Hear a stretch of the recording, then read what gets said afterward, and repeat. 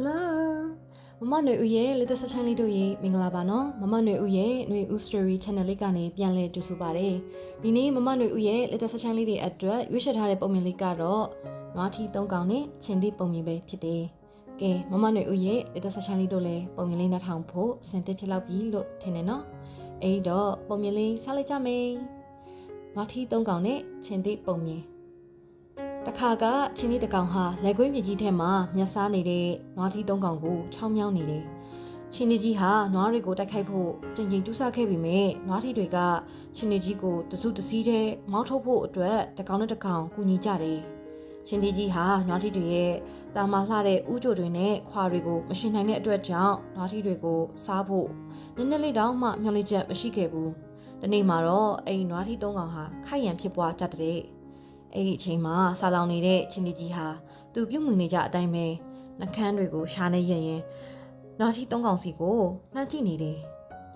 ပြီးတော့နွားထီးရှိရာစီကိုလာခဲ့တယ်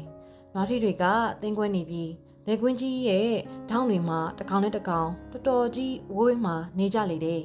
ဒါကြောင့်ချင်းလေးကြီးဟာတိုက်ခိုက်ဖို့လွယ်ကူသွားပြီးတချင်းကိုတစ်ကောင်ဆိုသလိုအားရပါရနဲ့မြင်ရှက်ရည်စားတော့ပါလိတော့တယ်ပုံမြင်လေးကတော့ဒီမှာပဲပြီးဆုံးသွားလေတယ်မမຫນွေဦးရဲ့လက်သက်ဆက်ချမ်းလေးတို့ဒီပုံမြင်လေးစီကနေတင်ယူရမယ့်သင်ခန်းစာကတော့လောကမှာမိမိမိသားစုမိမိညီကိုမောင်နှမဆွေမျိုးမိမိအသင်းအဖွဲ့စသည့်တို့ကအချင်းချင်းစီးလုံးညီညွတ်ခြင်းဟာကြီးမားတဲ့အင်အားတစ်ခုကိုဖြစ်စေတယ်ဆိုတာကိုတတိပြုမိပြီးဆင်ခြင်ဖို့ပဲဖြစ်တယ်အဲဒီတော့မမຫນွေဦးရဲ့လက်သက်ဆက်ချမ်းလေးတို့လည်းဒီပုံမြင်လေးစီကနေသင်ခန်းစာကောင်းကိုရရှိလိမ့်မယ်လို့မျှော်လင့်ပါတယ်နော်မမຫນွေဦးရဲ့လက်သက်ဆက်ချမ်းလေးတို့လည်းအနာဂတ်မှာအကြောင်းအကျိုးအကောင်အဆိုးကိုဝေဖန်ပိုက်ချနိုင်တဲ့ပညာရှိလူတော်လူကောင်းလေးတွေအဖြစ်နဲ့နေ့တစ်တိုင်းရဲ့လှပတဲ့ဆက်ချမ်းလေးတွေဖြစ်ကြပါစေလို့မမຫນွေဦးကနေဆုမကောင်းတောင်းလိုက်ပါတယ်နော်ဒီတော့စိတ်ဝင်စားစရာကောင်းပြီးအသိပညာဗဟုသုတတွေတိုးပွားစေမယ့်ပုံမြင်သစ်တွေကိုຫນွေဦး story channel ကနေအပတ်စဉ်တနင်္လာနေ့မှာတက်ကြနေ့အထိမြန်မာစံတော်ချိန်ညနေ9:00နာရီတိုင်းမှာတက်ဆက်ပလျက်ရှိပါတယ်